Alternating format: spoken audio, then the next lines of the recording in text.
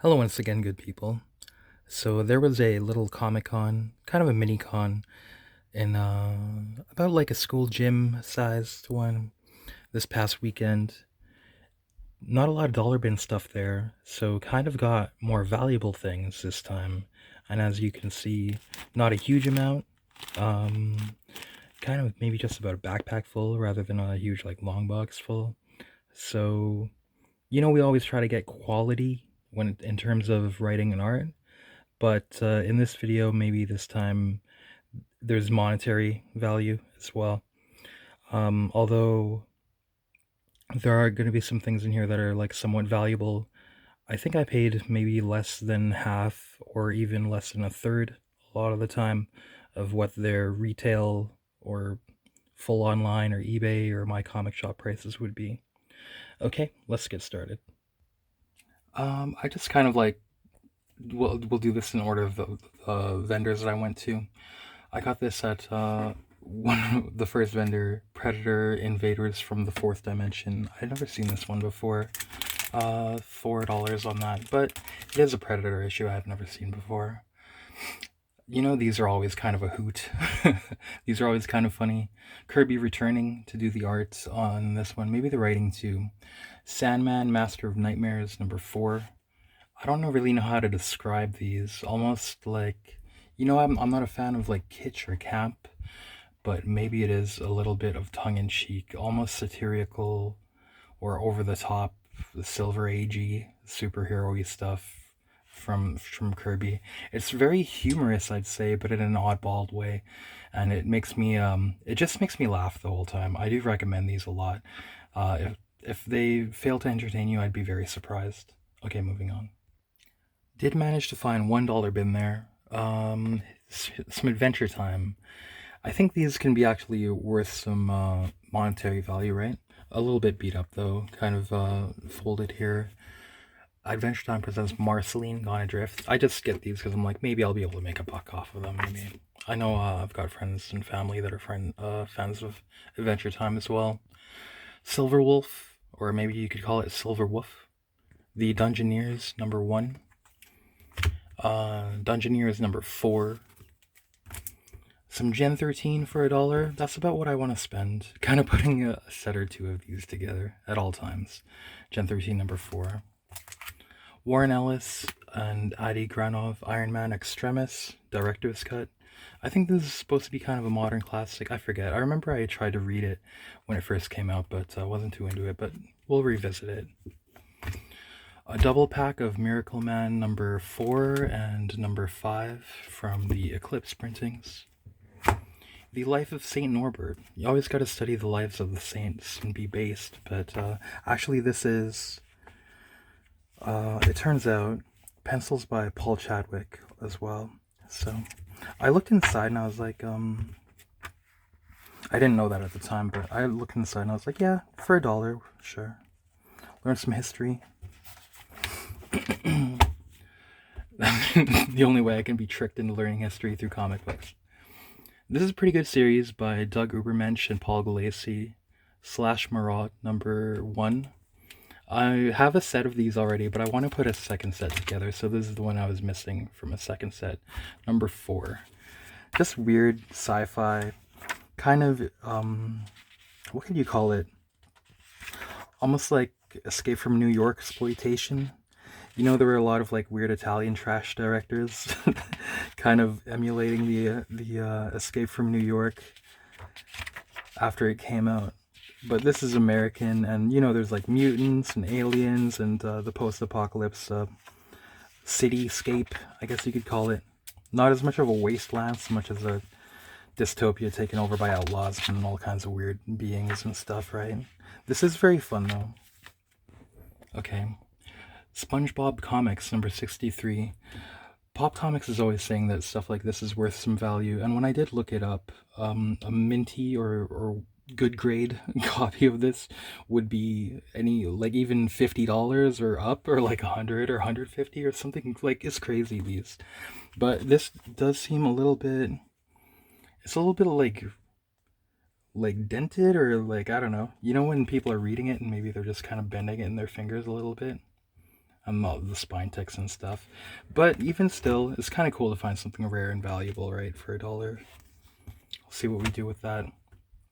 Turtle soup number 1. This is good to get for $1 too, because I think maybe I have a full set of these now. These are different creators working on the turtles, right? And this one is more comedic with like Matt Martin and stuff. So we'll see how it goes. I'll read the set, and I might actually not keep a lot of these because I don't really. Some of that stuff I'm not too keen on, to to put it nicely. Okay, what if Volume 2, number 20? What if the Amazing Spider-Man had not married Mary Jane? Maybe there's like a $10 comic as well. Have an extra copy of that. Zorro, Wanted Dead or Alive, number 10. I'm a Zorro guy, I guess. Me and Bruce Wayne together. Marvel Comics Presents number 84.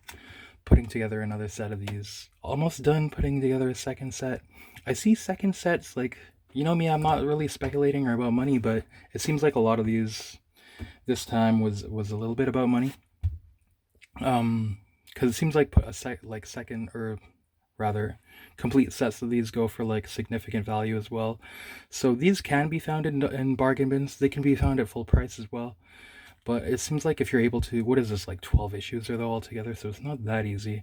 But it seems like putting together a set of these can be a good like little financial hobby. Maybe you'll be able to make a decent amount of pocket change off of doing so. Same with the Sam Keith series.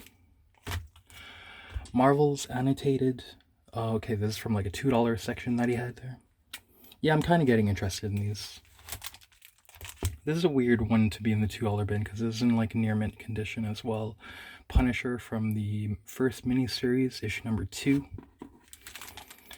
And finally, this, I think I got him to give this to me for $5 just because I'm a fan of Raphael. A TMNT Best of Raphael.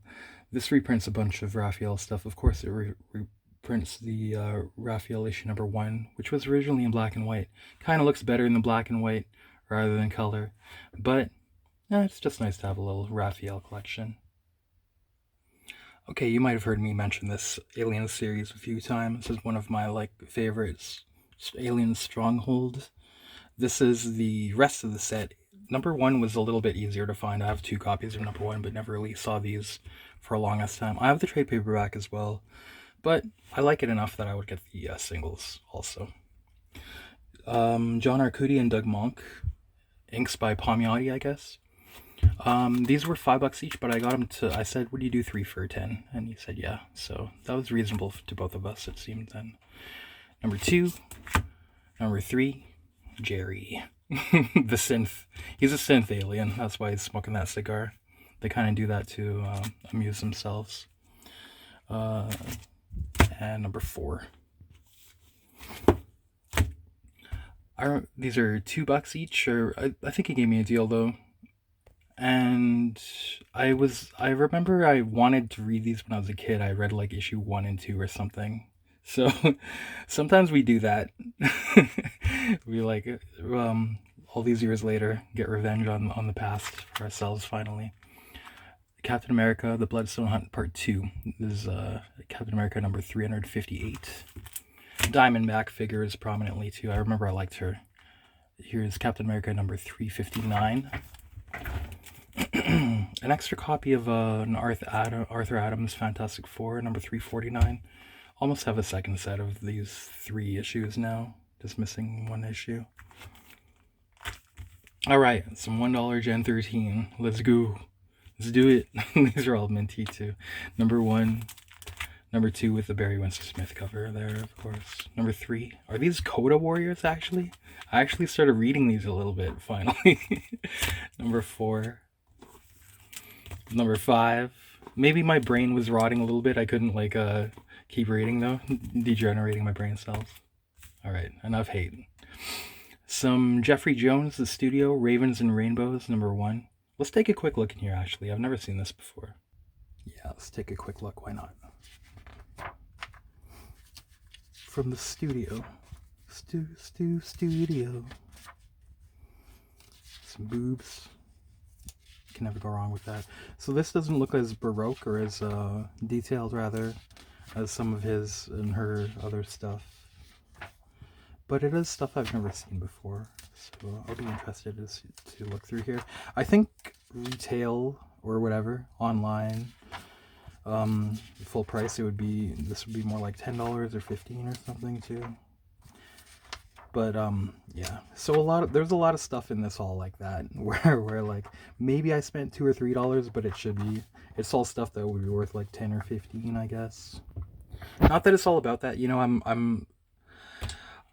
That's one aspect for some people. I like art and writing, but if you can feed the beast, if you can kind of like keep yourself financially running, keep the machinery working, why not? Some new Ultimates, still $1 bin stuff. Jeff Loeb and Frank Cho. I like Frank Cho a bit, so check him out. Number 2, number 3, and number 4. From Wayne stuff, this is sorry, I was thinking about other stuff, trying to collate some information in my brain. The Demon, number 6, from Jack Kirby. Did a bulk deal on these. And number 8, Lady Death in Lingerie, number 1. Better look at this. Yeah, with the Steve Hughes double page cover. I had better memories of this in my head than it turns out. I think it's actually the swimsuit special that was probably superior to this one. But not bad. You get some good stuff. That's pretty good. There's always the thing is there's creative outfits in here. Yeah, that's the reason why I want to look at these. The creative fashion. Linsner, black and white piece there. Palmiotti. This is pretty nice. I can't tell who did that. So quickly. Dark one.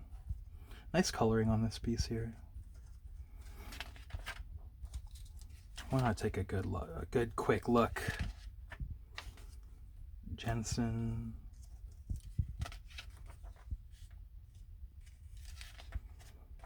Another, the centerfold here to Steve Hughes pencils. Man, the black and white Steve Hughes, that was like the best. That first Evie Learning series, man. Should have just kept it like that. Just keep going with that black and white. David Mack. William Tucci, I think. Yeah.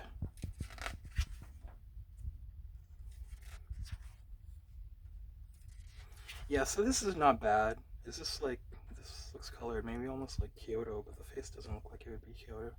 Like Diodado, that's pretty good.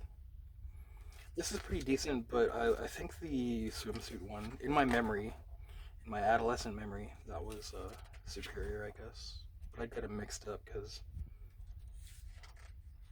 I mean, it's kind of hard to figure out what's the lingerie and what's the swimsuit, what's the difference. 1995, Stephen Hughes again. Okay, continuing. Used to have a set of Watchmen single issues, but traded it away because I had the trade paperback already, but I want it back. It's stupid though, because you could have got them way cheap back then. But $5 seems to be about as low as you'll get on this. So Watchmen number 7, maybe missing only 2 of those now. Okay, I think I only paid like $30 for this or something. I don't know why this is such a valuable or expensive issue of Uncanny X-Men. This is number 131. Maybe just because it has like the White Queen on the cover. It's not the first appearance of her, right?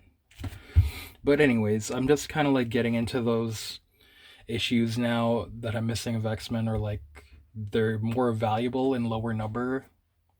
So I'm just doing it when I can, when they're like a good value. This is about as cheap as it gets. This is probably worth like twice or 3 times as much as I paid for it. Alright, Zombie War number 1, some Kevin Eastwood, Kevin Eastman and Brian Talbot. Was missing that as well. You know what? We're probably not going to be looking through too much stuff in here, so let's just quickly flip through this. From Fantico and Tundra. You gotta love Eastman and Talbot. Why am I as excited to look through this as like a $100 issue of X-Men as well? That's how it goes. using the duo shade or whatever they call it, where you have like two different kind of tones you could use on that board. Is it like carcinogenic? Is that what it is? It's hurting people. This is weird. So I see this actually. It's like rust from the staples. That's so weird how everything is in minty shape, but then that is occurring. What is up with that? Should I just like try to clean these staples? That's so weird. But yeah, get back to some of this art. No idea what this is, but able to read it. Continuing. Okay, this next vendor, his stuff was all priced like, you know, like retail-ish, but he had placards or stickers saying that everything was 50% off. So Heroes Inc. presents Canon with 15-cent cover price, Smalleywood Canon for a tenner. Uncanny X-Men Days of Future Past Conclusion, or Part 2, number 142.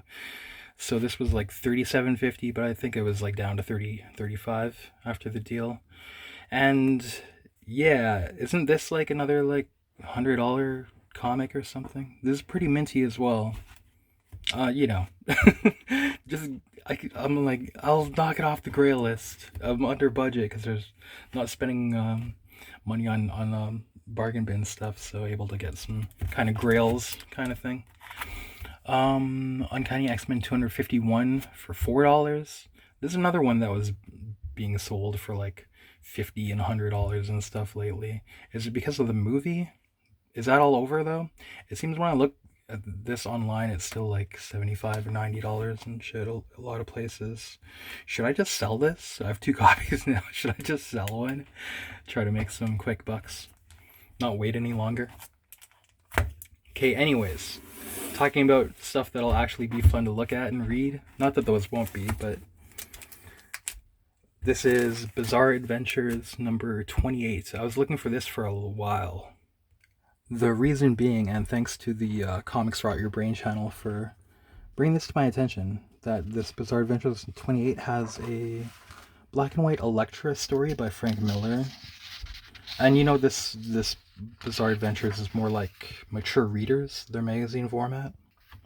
So I was able to go a little further. And also, it's cool that it's black and white because it's using the kind of like duo shade or whatever it's called, or screen tone or whatever. But kind of wordless sections as well. I don't want to spoil anything. Just give you guys a little bit of a look. It's not a long story. Let's see here. Only like 10 pages, I guess. But I just like some Frank Miller, you know? Especially from this era. This is... What is this? Like 85?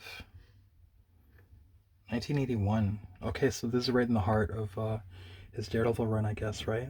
The first run? While she's still alive?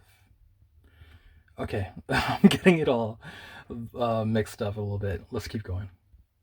Alright, from Jeff, who never really used to, like, move around on his deals, but he's getting easier to... Usually I just kind of try to offer him, like, 10% off. Say I had $22 worth of stuff, and I was like, how about 20? And he's like, yeah. It seems like in years he's getting a little more malleable, elastic. What's the right word? Sorry if this word is failing in my brain right now.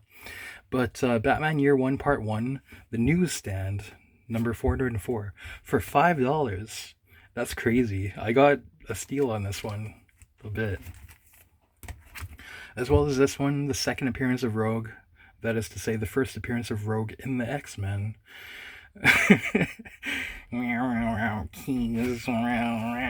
Uncanny X-Men number 158. Uncanny X-Men 167. Is this the first appearance of the New Mutants? Who cares? But anyways, I think this is like, 2 or 3 times what I paid for it as well. Just trying to get the whole run kind of thing, and if I see them at good prices. Okay, different vendor. I felt bad for him because it seemed like nobody was looking at his stuff because it was like kind of overpriced. that's gotta hurt, man. But you brought it on yourself, punks. When you see people at conventions and nobody's looking at their stuff and you can see it's all priced too high, you gotta think like, you gotta wonder if the night before they thought they were gonna like make a killing and then had greedy thoughts. Maybe their hearts weren't pure and they're being punished for their impure hearted ways. I don't know, but it's rough when you see them. But I got this one thing. I found this. I thought this wasn't bad. The Beavis and Butthead, the Mike Judge Collection, Volume 1, for $10. And here's the, what's it called? The deal breaker, maker or breaker. What does it say? One moment. Ugh. One-handed. The boys comment on videos that rule from BC Boys, Pantera, Wilco, and more. See, there was another collection, or like some pressings of Beavis and Butthead that took out the music videos. And yeah, you don't want that. You want it to have both the cartoons and the music videos. So yeah, finally got that. There was another dude who had like some really nice stuff, but the prices are kind of like twice as much as I would feel okay paying to me. And he kind of had like the same thing where nobody's really looking at his stuff, but he did have a $2 bin, and I got him to do 3 for $5. Dirty Pair, number 2 of 4. Maybe these would be like dollar bin stuff in the past, but they're probably worth more like on the actual people looking around retail, eBay, or my comic shop thing, right? Anything from like this 80s, early 90s. I think there's Adam Ward, Dirty Pair number 2, and Dirty Pair number 3. Preacher's Special Saint of Killers number 1, kind of a classic, kind of cool to get. Lastly, so a short video. This is Wally Wood's Canon number 2. I have number 3 and 4 out of 4. I think there's only 4 of these editions, so now only missing number 1. They were asking $35. I just offered $30 because I didn't want to go through the rigmarole. Maybe I should have offered $25 though, because I do see there's a weird kind of brown stain here that I'm not able to remove by rubbing alcohol or what's it called, the kneaded eraser, you know, the kind of white Statler kind of erasers. Usually that can do some good work, as well as maybe do damage if you're not careful, so just a warning on that front. But yeah, to not have to haggle, I don't mind. But yeah, so kind of a short video today, you guys, but we'll see what happens. As far as the stuff for like the monthly haul so far, the first little bit I got of that is pretty awesome so far, so that video will be coming up at some point in the future. Just wait for that. Thanks for watching, you guys, and feel free to comment.